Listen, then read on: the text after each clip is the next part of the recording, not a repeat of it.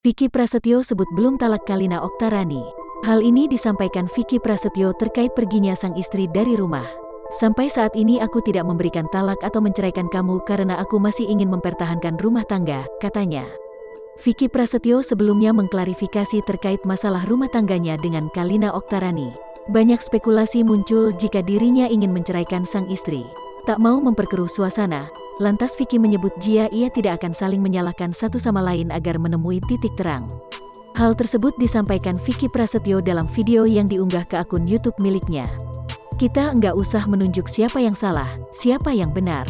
Kita jadikan introspeksi diri masing-masing, kata Vicky Prasetyo, dikutip Tribun News dari kanal YouTube miliknya, Senin, tanggal 14 Juni tahun 2021. Pria berusia 37 tahun itu memastikan dirinya masih sangat ingin mempertahankan rumah tangga.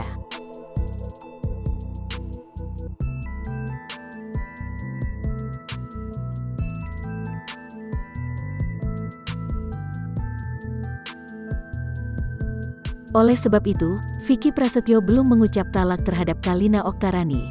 Sampai saat ini aku tidak memberikan talak atau menceraikan kamu karena aku masih ingin mempertahankan rumah tangga, beber pria yang mengaku pernah menikah 24 kali itu.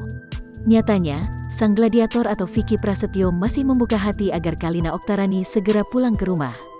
Dirinya pun juga mengaku sangat rindu kepada sang istri. Aku juga kangen sayang, aku hidup sendiri di rumah. Biasa ada kamu, disiapin makan salad bareng, aku kangen lah, imbuh Vicky Prasetyo.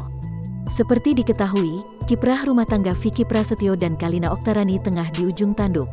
Hal itu terjadi saat Kalina memutuskan untuk meninggalkan rumah untuk mengurus orang tuanya yang sakit. Namun baru-baru ini Kalina Oktarani meminta sang suami menjemputnya dari rumah sang ibu. Hal ini disampaikan oleh ibu satu anak tersebut melalui unggahan Instagram pribadinya.